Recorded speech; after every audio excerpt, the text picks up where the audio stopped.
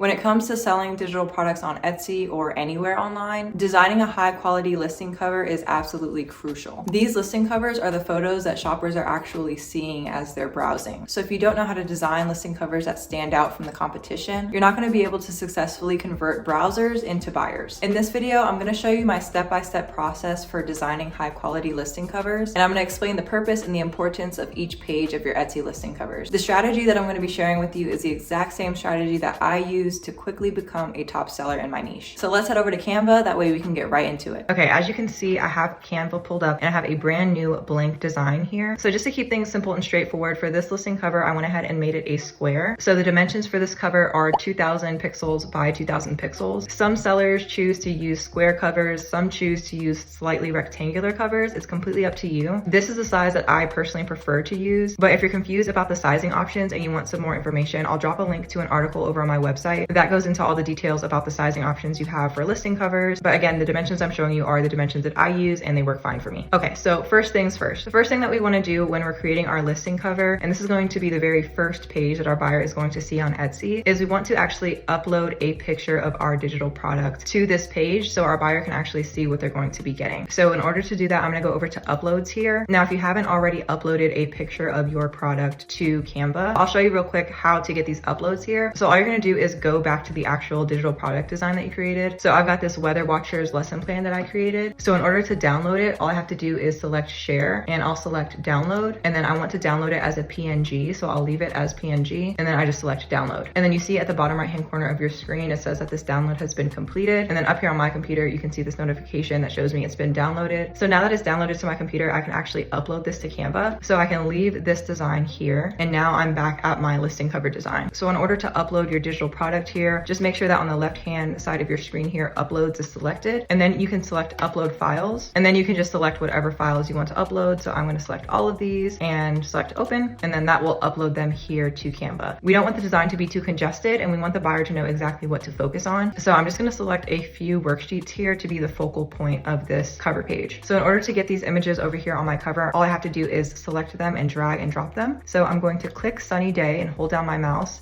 and bring it over here. And before I add the other pages, I want to resize this so it's not in the way. So while this is selected, and you know that it's selected because it has this purple box around it, I want to hover over one of the dots in any corner of this page. And I'm going to click the dot when it's purple, and I'm going to drag it inwards in order to reduce the size of this page. So I've got it reduced, and now I will click the page, and with the mouse still down, I will drag it upwards. And I'm going to repeat that with 3 more worksheets. So I also want to add a rainy day, and I also want to add cloudy day, and then I also want to add snowy day. Okay, so we've got these 4 pages on our cover page now. And as you can see, it blends in horribly with the background because our background is white. So because this is a listing cover for a product that's going to be used in a classroom, and in my opinion, a really great background to use would be almost like the surface of a desk. So I want to go over here to the left-hand side to my toolbar, and I'm going to select elements, and I'm going to select search elements, and I'm going to type in wood table. So I want this to look realistic, so I want to select a photo. So I'm going to choose see all. Now, if you're designing this without Canva Pro, you want to make sure that you don't select anything that has this crown image on it, because that means that in order to actually download your design, you're going to need Canva Pro. So I see some options here, but just so you know, if you want to filter it to make it easier, that way you don't accidentally select something that is for Canva Pro, you can select this icon here that is on the search bar. And then down here under price, you can select free. And then now all we're seeing are free elements here. So I'm just going to select this first image here, and then I'm going to collapse this image section. That way I can focus on my design. So as you can see, we have 2 pretty obvious problems here. So the first is that this image does not cover the entire background. And the second is that this image is covering the images of the products that we have uploaded. And both of those are really easy fixes. So first I'll make this image cover the background, and then I'll make sure that we send this image to the back. That way it is not covering our products. So to get this image to cover the background, all we have to do is, with this image selected, again, if it's not selected, all you have to do is click on it. You know that it's selected because this purple box pops up around it. Now with this image selected, we can go over to any edge of the image and hover over one of those white lines. Once it turns purple, you can hold down your mouse and drag the image upward. And then you want to do that for each side until it's at the very edge of the design. Okay, so now this image is covering our entire design, but it's also covering the pictures that we uploaded earlier. So with the image still selected, again, this purple box is around it, so we know that it's good. Up here at the top, we can see this position button. We're gonna select that, and then you can see this white box pops up over here on the left, and we want to select to back. And what that's gonna do is send this image that we just added to our design all the way to the back of our design. Now we have this image that sort of looks like these 4 worksheets are on a desk. In order to make sure that we're not accidentally moving this image around, I'm going to select it. And you can see that when I selected it, down here at the bottom, all of these options popped up. There's a lock button here. And when you hover over it, it says lock position only. So I'm going to hit the lock button, and then that will prevent us from accidentally moving it around. So as you can see, when I'm clicking on this, I can't accidentally move it. So our background is nice and locked in place, and we can go ahead and move forward with creating the rest of this design. So the first thing that I want to do is make all of these worksheets the same size. So I'm going to select this worksheet by clicking on it and then hovering over this dot and resizing it. And once I'm happy with the size, I want to make sure that the rest of these worksheets are also the same size. So in order to do that, I'm going to click on this first worksheet here. And to make sure that the sizes are exactly identical, I am going to align the worksheets with each other. So doing this is very easy. All you have to do is hold down your mouse while you're clicking on the worksheet. And you can see that when I do this and I move it around, these light purple lines start to pop up. So I want to align the top. So make sure that there is a line running from the top of this worksheet to the top of the sunny day worksheet. And then with this selected, I am going to resize it by clicking on this dot here and dragging it until another line pops up at the bottom here. Okay, so now I know these 2 images are the same size. I'm going to repeat this with the other images. Okay, so now I have my 4 worksheets here and they are all the same size. Now I want to add a bit of dimension and realism to this worksheet cover. So in order to do that, I'm going to add a shadow effect behind each of these worksheets. That's just going to make this listing photo look a little bit more realistic and visually appealing. So I will select this here, and then way up at the top, you can see on the left-hand side, we have the option to select edit. So I'll select edit. And then from this pop up here on the left-hand side, we want to go down to effects and select shadows. So for printable designs, I normally like to either use glow or drop. So I'm going to select glow and see how that looks. Okay, I like it, but I want to see how the drop shadow looks. So I'm going to try that with a different one. I kind of like how drop shadow looks a little bit more. So I want this effect to be on all of these. So I'm going to go ahead and select each of these and add a drop shadow. So I'll select sunny day, select drop, select cloudy day, select drop, and select snowy day, and select drop. Okay, perfect. So now we have these mock-ups here. I'm actually gonna slide them all down. That way we have room to sort of create our title. So to move them all down at the same time, since we have our background locked, we can do this really easily. So I'm just going to click anywhere on the page and hold down my mouse, and then I'm going to drag my mouse until it covers all of the worksheets. And I know that it's covering them all because those purple boxes pop up on the edges of each of the worksheets. So once all those purple boxes are highlighting the worksheets, I can let go. And as you can see, they're all together, and I can click this, hold my mouse down, and drag it down here to the bottom. So we'll let the worksheet sit there for now while we create our title. So in order to create our title, we need to go over here to the left-hand side of our toolbar and select text,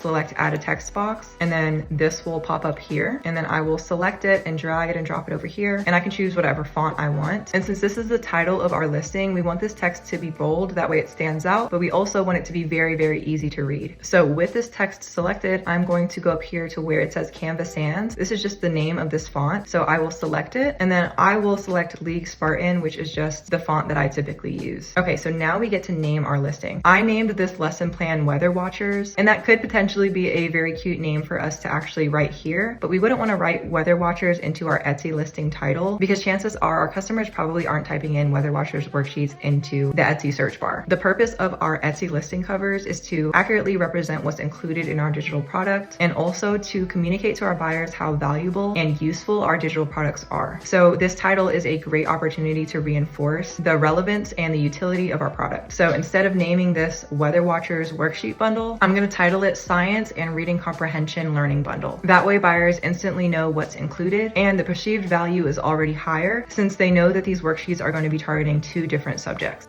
So I want the words learning bundle to be larger than science and reading comprehension. So with science and reading comprehension still selected, I'm going to go over here to the top, and you can see when I hover over these 2 little squares with the plus sign, it says duplicate. So I'm going to select duplicate, and then that creates another version of this text here. So I'm going to drag it and drop it down, and I'm going to highlight the text by double clicking it. And I'm going to replace these words with the words learning bundle. Okay, so I actually want the words learning bundle to be in all caps. So I'm going to select this again, and all the way up here at the top of my screen, I'm going to select uppercase. And now these words are in all caps. So I want to make these words larger, but I don't want this box to necessarily get larger. There's all this extra space here on the left and the right. It doesn't really matter. It just makes the design process easier in the future. So with this box still selected, I'm going to go over here to the white line here that's on the edge of this box, hover over it until it turns purple, and then hold my mouse down on it and drag it to the left. So now the actual box that these words are in is smaller, so I don't have to worry about accidentally clicking it in the future since it was taking up a little bit too much space. But I want the words to be larger, so I am going to hover over this circle here until it turns purple and drag it over to make the words learning bundle larger. Now I want to make sure that the words learning bundle are right in the center of this listing cover, and that's actually really easy to do with Canva. So with this still selected, I'm going to click it and drag it, and as you can see, as I'm dragging it around, these purple lines pop up, and I want to drag it until a line pops up in the center, and you can see that solid line that's running from the top